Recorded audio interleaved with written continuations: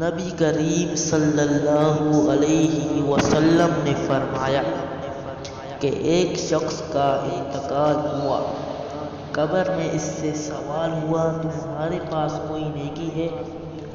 इसने कहा, मैं लोगों से खरीद और फरोख्त करता था, और जब किसी पर मेरा कर्ज होता तो मैं मालदारों को मोहलत दिया करता था और तंगदस्तों के कर्ज को माफ़ कर दिया करता था। इस पर इसकी बख्शिश हो गई।